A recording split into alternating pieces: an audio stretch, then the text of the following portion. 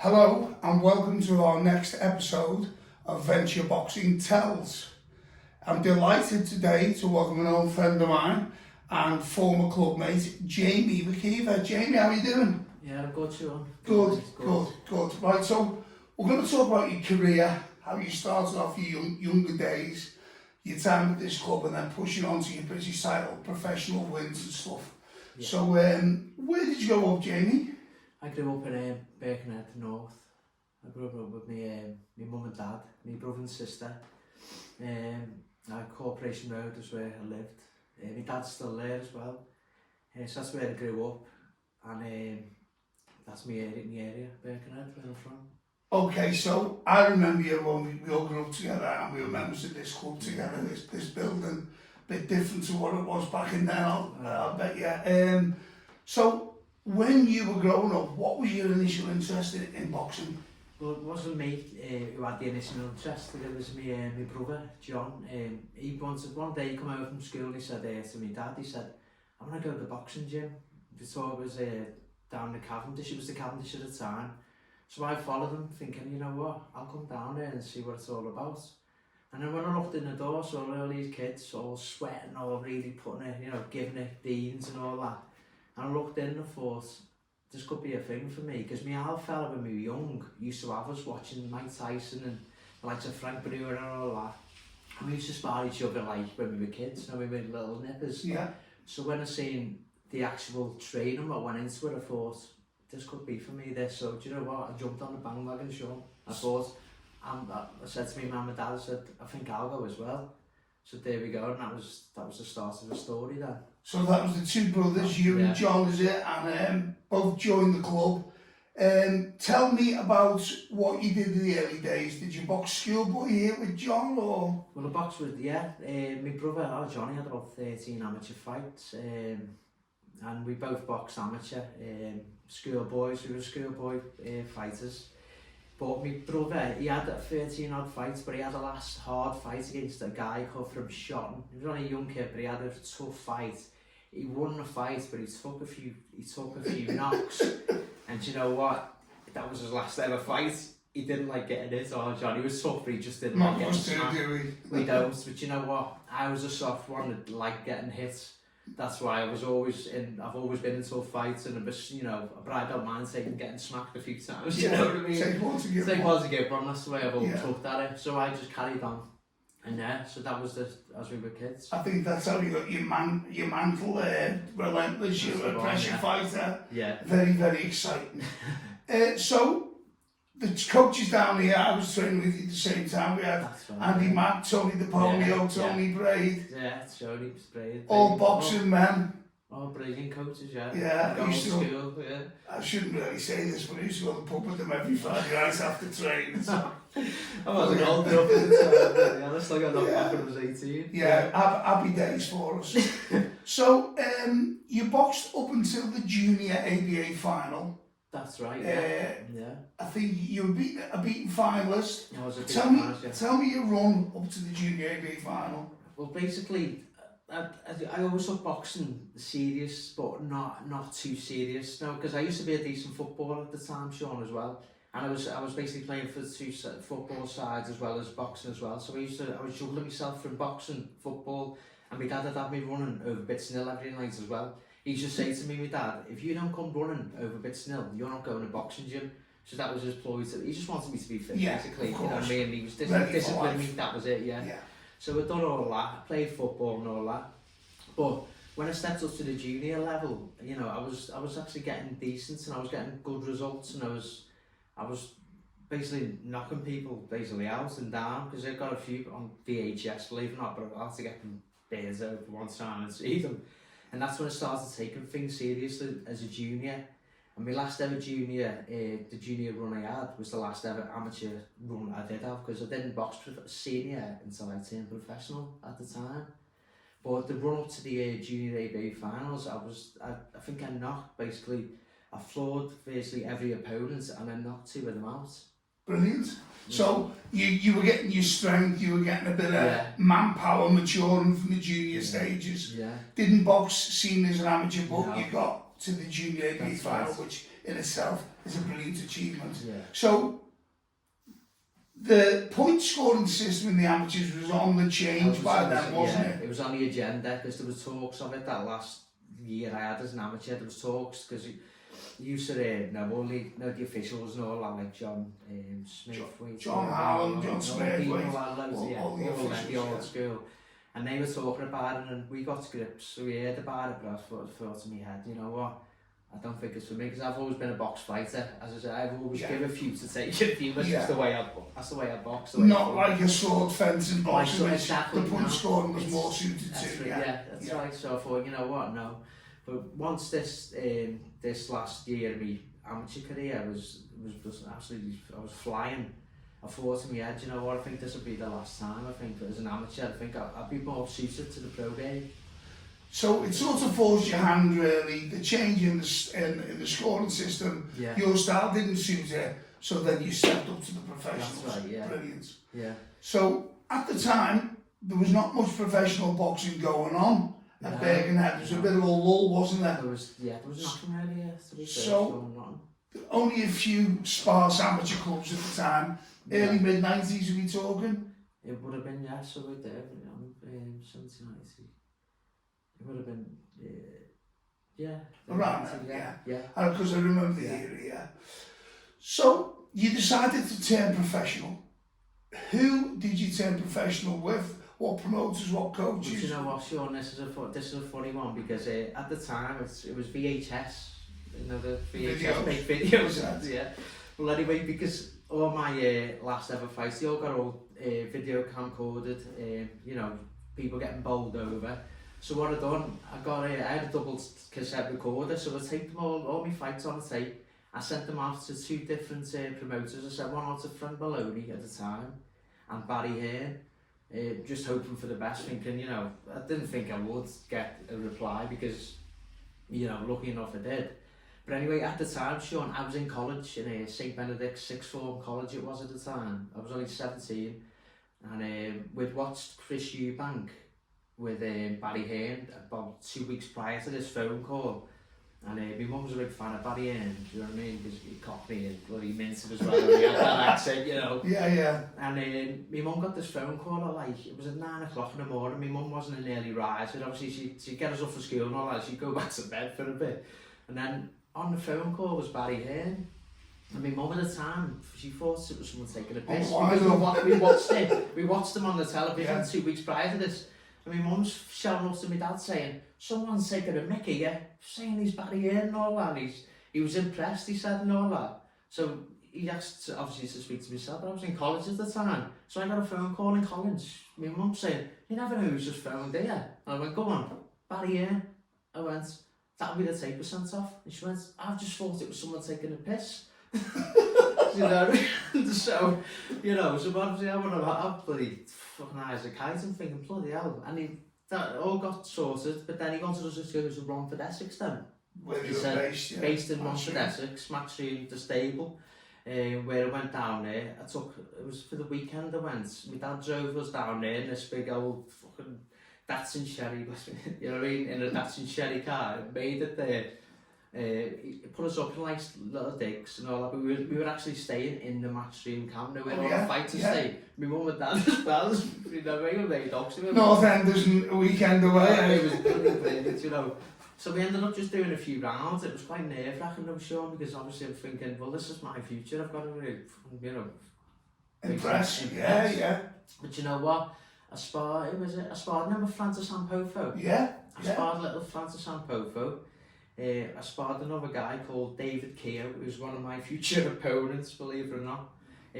But I sparred them, and so I was, and Delaney, do you know the guy called Delaney? Yeah. I sparred them as well. They were a bit heavier at the time. But as I said, I was fighting a welterweight at that time. But then Barry Hearn come over then, and there's me, and got in the ring and I seen him, he introduced himself and all that. I said, I don't know who you are. I said, I seen you on telly 2 weeks prior, I seen with this back and all that. There's me thinking, bloody hell, I'm speaking to you. Somebody's been, because I've never met anyone on the telly at that time. So he said, come on, and he said, with the Cockney accent, let's see what you got there, Mr. McKeever and all that. And I said, my ass is going. But I got in, and you know what? Brilliant. He was happy with everything. I remember you sending the tapes off at the time, and just shows you a little bit of self-belief, a little bit of confidence, and obviously your relentless ability with your dynamic, robust style. You know, it paid off. Yeah. So you turned over with Barry Hearn. How many contests did you have approximately? Because you boxed Tony Mulholland for the first time. Was it the WBF Intercontinental title? It was the WBF, yeah. How many contests did you have before you got that? Do you know what? I think it was around probably about 17, 18, I think. Right. It was around that near 20, it was around that stage. So quite experienced. Yeah. And am I correct in saying the WBF Intercontinental International Yeah. was coupled with the Central Area title as well? That's right, yeah. Right, so tell us about that fight.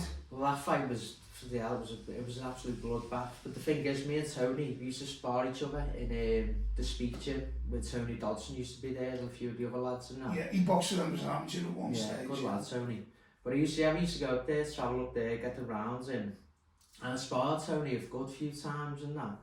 He was an alright fighter, but I never, you know what I mean, I never thought he was anything special. He was just he was a good amateur at the time, wasn't he, Tony? Yeah, He was good trade fighter, wasn't he? He was, and he had a nice boxing ability, Yeah. Tony, but he just lacked a bit of power, you know, like he couldn't really feel it. Won the ABAs in Yeah. 1996, I believe. That's right, yeah, he was a good amateur, yeah.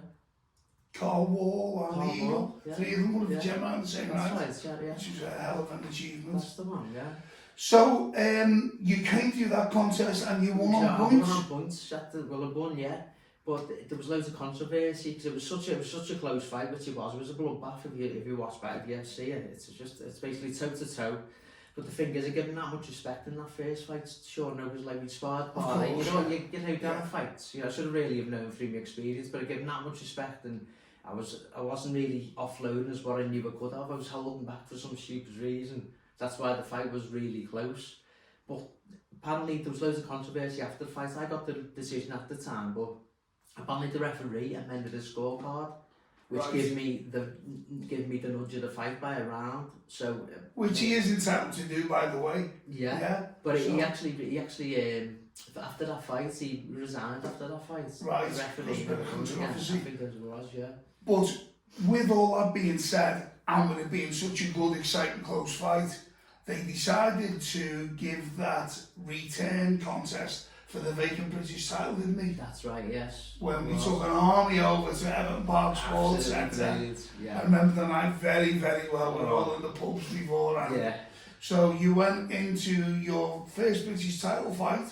Tell us what happened, mate. Oh, do you know what? The support from obviously Birkenhead was something different. The pubs were all full around there.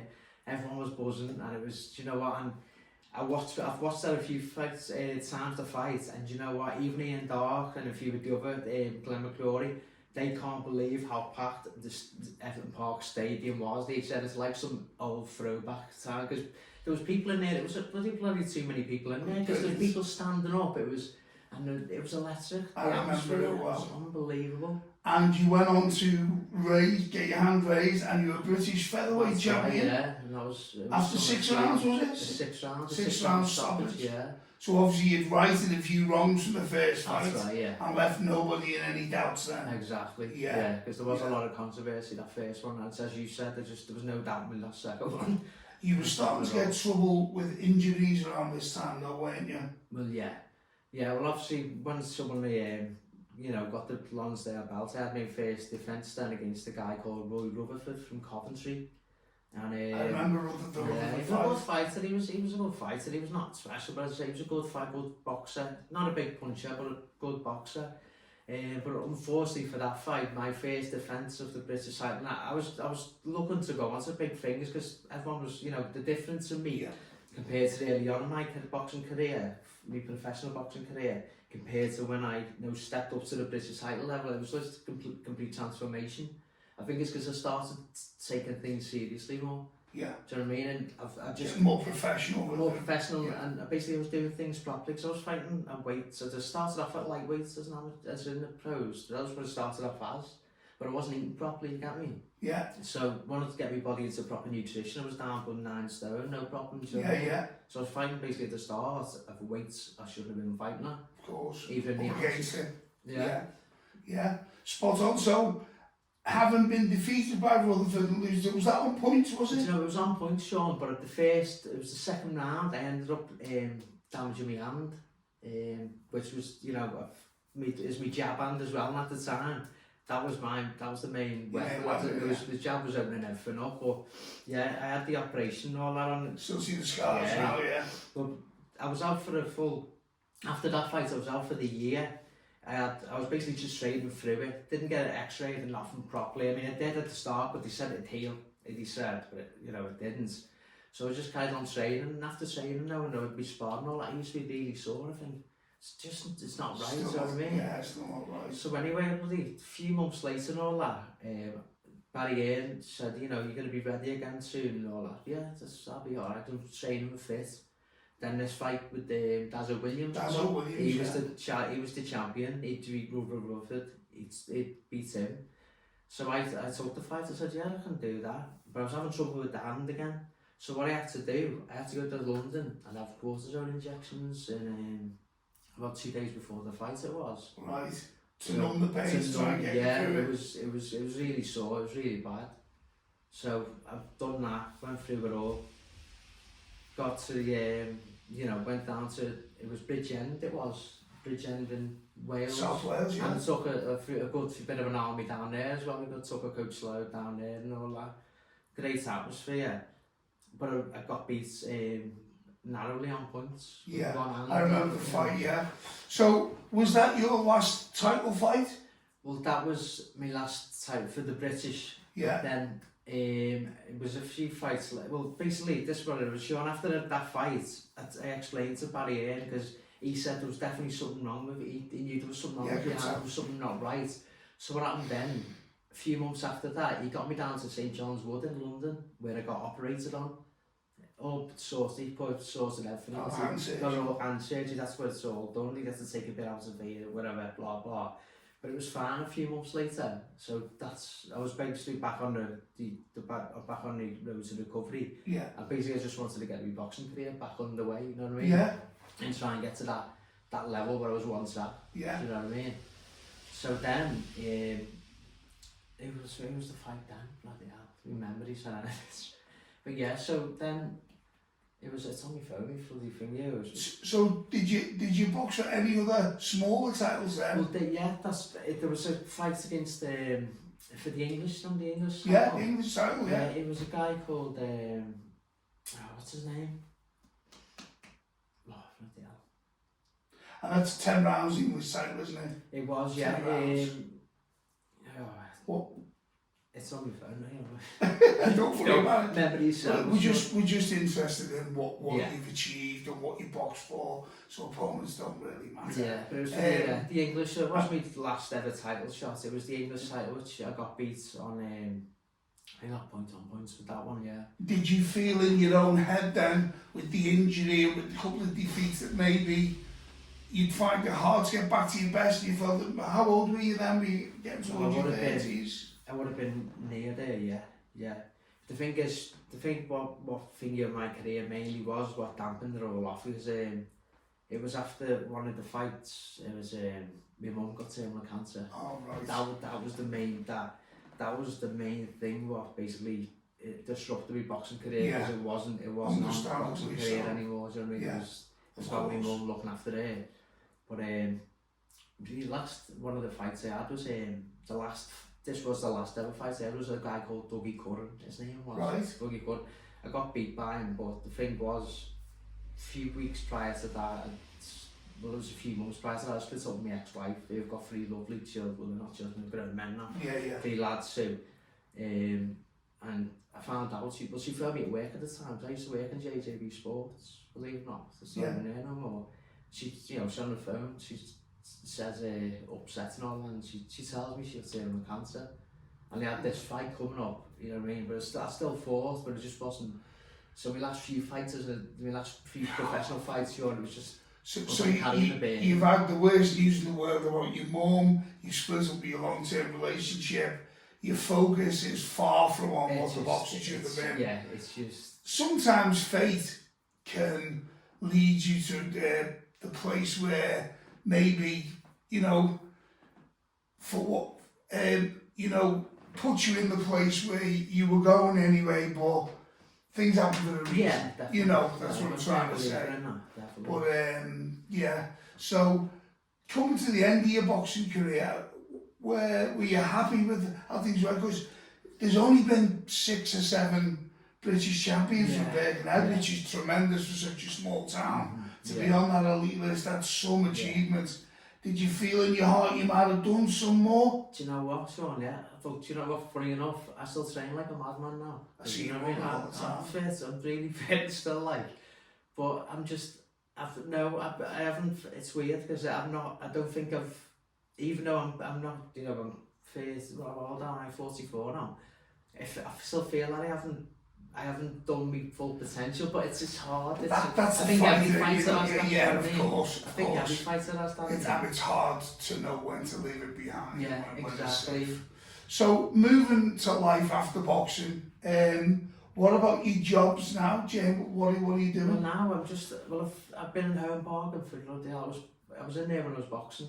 So basically I've stuck there basically, Sean. It's a job, it's easy money, and it pays So all you right. do all your time. Yeah, I've done that, and I don't need little security work, and I'm just happy, Sean, with my life. Basically, the number one thing was my life, what I'm happy about is I'm still fit and healthy. Yeah. That's my number one priority. Not money, it's just as long as I'm fit and healthy in myself. Your health, your wealth.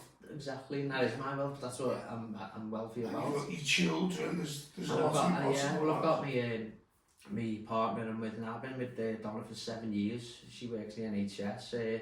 I've got a little boy called Morgan, a 4-year-old. Oh wow! All my lads are all grown up, but they've got a little brother, he's 4 now. Brilliant. Morgan. So I've got a stepdaughter called Shania, 13. So basically I've got a good few kids. Still got your hands full. 4-year-old, they've got You better ask for a bit of overtime by the sounds of it. Yeah, but you know what, Sean? I think my 4-year-old, I think he's going to be the boxer, believe it or not. Brilliant. Because he's all the other lads are all footballers. Jackson was at Liverpool. And they're doing bricky, they're good, they're working hard, they've got their things, but I think Morgan's going to be the fighter out of them. Handful out of them. Because he's fucking nuts, I think. Well, Jamie, I'd just like to thank you for coming, sharing your stories with us. It's been a pleasure, mate. And I'm glad that life's treating you well, mate. Yeah, Thank you very Sean. much. Thanks, well.